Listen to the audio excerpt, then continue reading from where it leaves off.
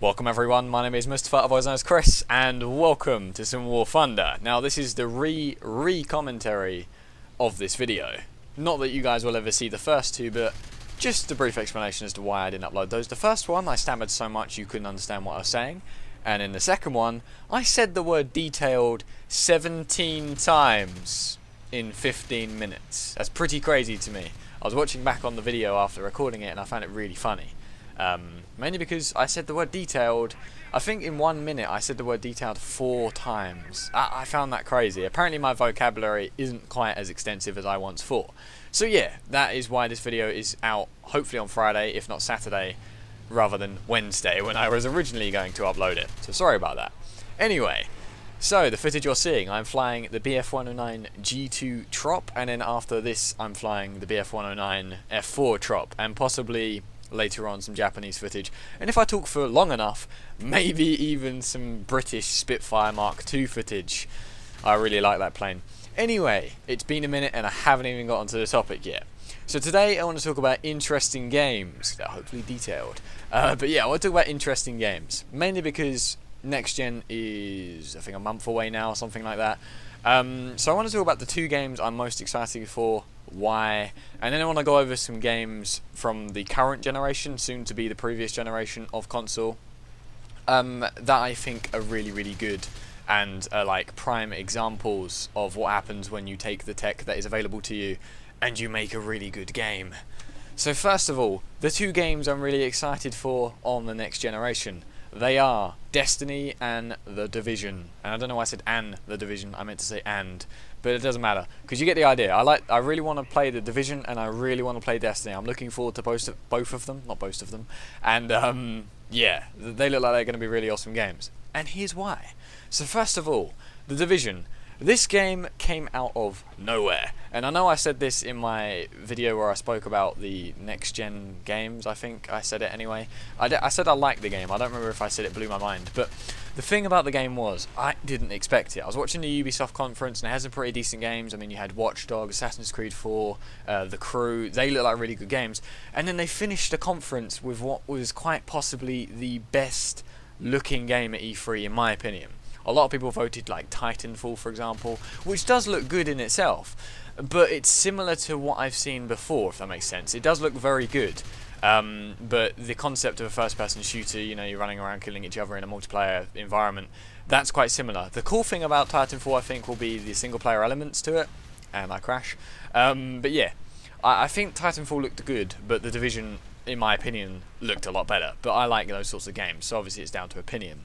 Anyway, back to the point. So The Division came on to finish the Ubisoft conference, and they got this really awesome trailer talking about our society and how it's so complicated that we don't fully understand how it works, and how, you know, one part of that breaking could ruin everything. And I thought that was really interesting in itself. That was a pretty cool trailer, a good way to, you know, get you involved in what's going on screen. But then what I thought was really awesome was what looked like a cutscene where they were panning from like an overview of the city from top of a building. They're panning past the building, a window, you get to see all the details of the room, and then they pan down to the floor to behind the character. And then he starts moving, and it's their game. They're actually playing at that point, and I just thought, whoa.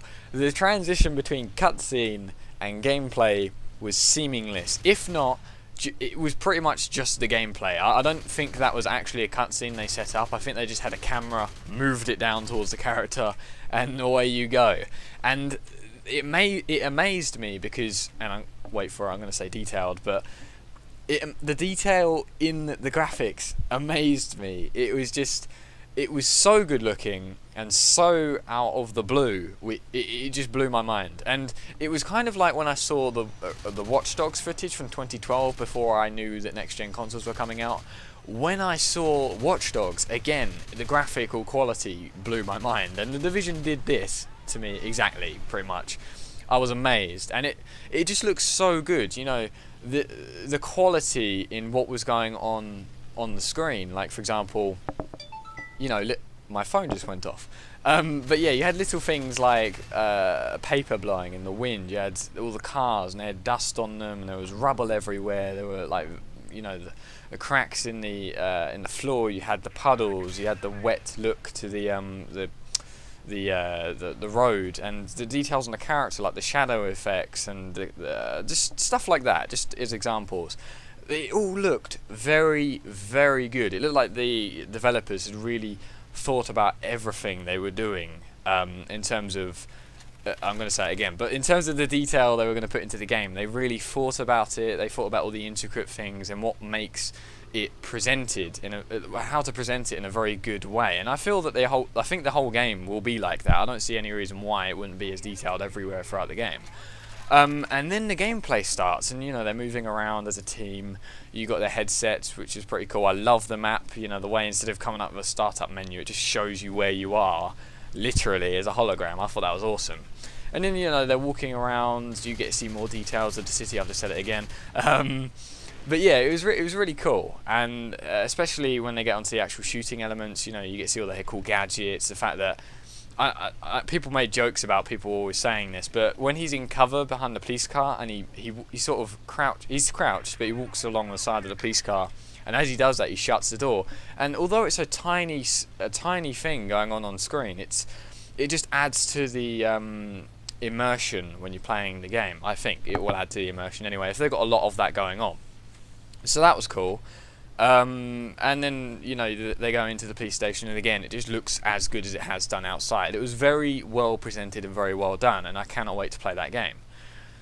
Mainly because it's just different, and I like stuff that's different if it's done well.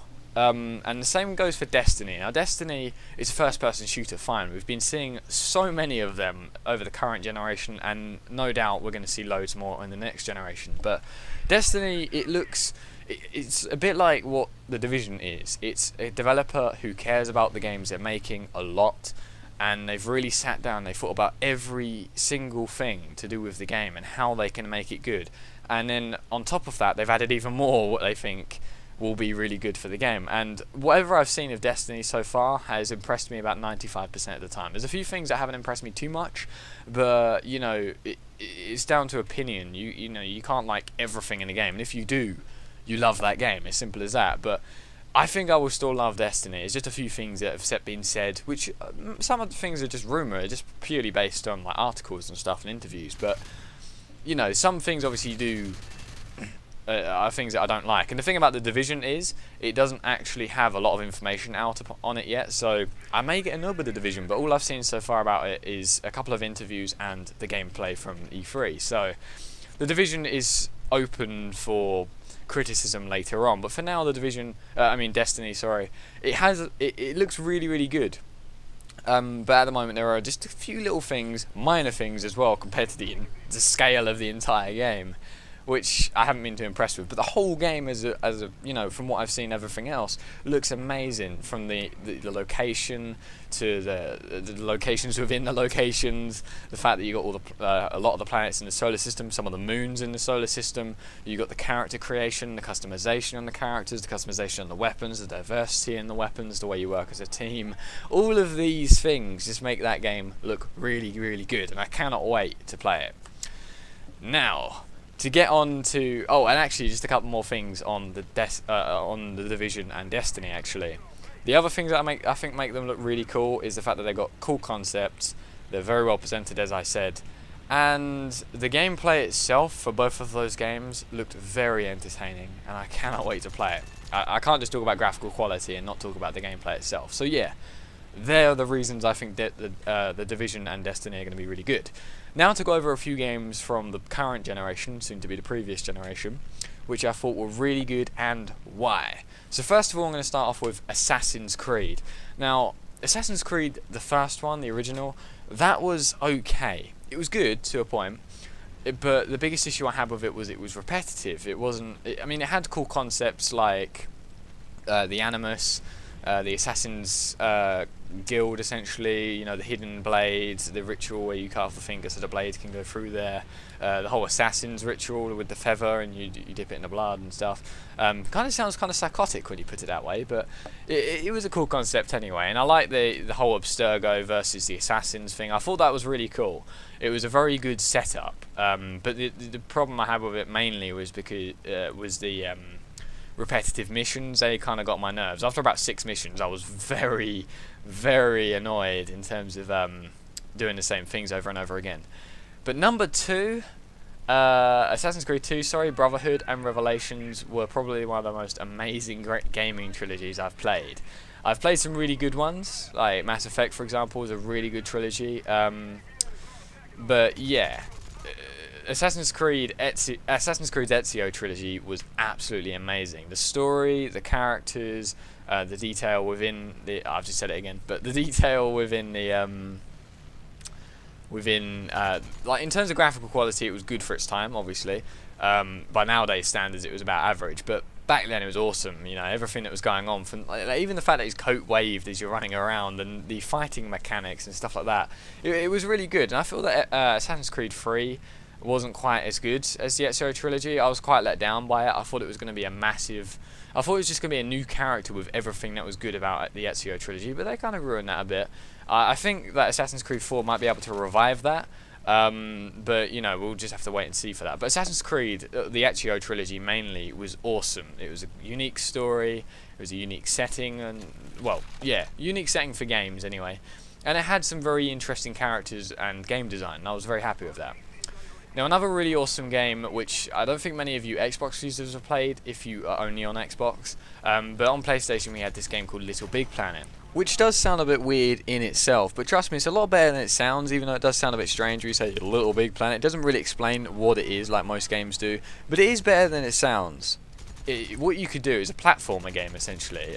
Some of you probably already know what it is, but it was a platformer game, and you had your character, which is called a Sackboy, which you could dress up in loads of crazy outfits. DLC made that even crazier. But yeah, you dress up in whatever way you want. You have a pod, which is like a very old styled rocket, which has a controller in it. And you know, you choose what you want to do. You got a story, which unlocks you all of the objects and stuff and stickers. And then you had the multiplayer. Now in the multiplayer, you could create your own levels, which was really awesome, by the way. There was all these like mechanics, like engines, types of engines. You had wheels, the types of material that you make the wheel out of. You could connect the engines to different things and stuff like that. And it just made it really cool because you could create so many different things. If you was a creative person but also intelligent, because you've got to be able to understand how all the mechanics of the game work with each other, you could create some really cool things. And the same goes for Little Big Planet 2, but obviously I used the first one as prime example because that was ultimately the original.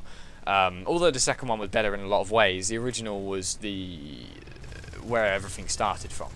But yeah, Little Big Planet was really awesome, and it was one of the most unique games I've played on this generation. It was great. Now, this game's not necessarily going to sound amazing by nowadays standards, but this is one of the first games that I played. It was the second game I played on the PlayStation 3, and that's Tom Clancy's Rainbow Six Vegas 2. Now, the main reason this was amazing, I mean, it is just a first-person shooter, but you're like a special operative along with a team of people. Now, the single player was pretty good by itself. I mean, Tom Clancy's games generally have pretty good stories, but it was the cooperative mode called Terrorist Hunt, which made the game really fun. Because you have a level and you can set the amount of terrorists from 30 to 50, I believe it was, and how hard they're going to be, like in terms of fighting you. And your job is to infiltrate, like a casino was one of the missions, for example. You infiltrate a casino, and you have to take out all of the terrorists. Now, that sounds basic, but when you add the fact that you got fully customizable characters with loads of camouflages, and you can have as many camouflages as you want. So, for example, you could have black camo on your shoulder pads, on your legs you could have orange camo, on your chest you could have winter camo, you could do whatever the hell you want with it. And you had so many clothing options as well. Your weapons were fully customizable in terms of attachments. There was a lot of weapons to choose from, and you could work together. And you also had a cover system, which was really cool. And you could also fast rope, which, if you don't know what that is, it's basically like, say you're on a balcony, you jump onto a rope and you slide all the way down to the floor. And you could also rappel, which is similar to the fast rope, only you can go up and down the rope. You could even turn yourself upside down and be shooting at the enemies through a glass window and stuff like that. It was just so awesome, and it was the first game I played on PlayStation. But like I said, by today's standards, it's nothing amazing, but for its time, it was extraordinary, at least for me to play. I put so many hours into that game. So yeah, that's just 3 examples of really, really entertaining games and why. I mean, obviously Rainbow Six isn't quite as unique as Little Big Planet and Assassin's Creed, but when I first played that game, it was absolutely amazing. And I wouldn't recommend it at the moment, like now, but I think they're making Rainbow Six Patriots, which is like the next one in the series, which should basically be, if they do it right, it will be Rainbow Six Vegas 2 with better graphics and a different story. That's all they need to do, and make more make it like 100 terrorists on Terrorist Hunt, and make the maps a bit more dynamic, that have elevators and stuff like that. That'll be pretty cool. But other than that, the game should be Rainbow Six Vegas 2 but improved. They should not remove the Terrorist Hunt or anything that was really good about the game. Anyway, I hope you enjoyed. Post what interesting games you think are interested in the comments. Like, comment, subscribe, all that good stuff. I've been Mustafa. Over and out.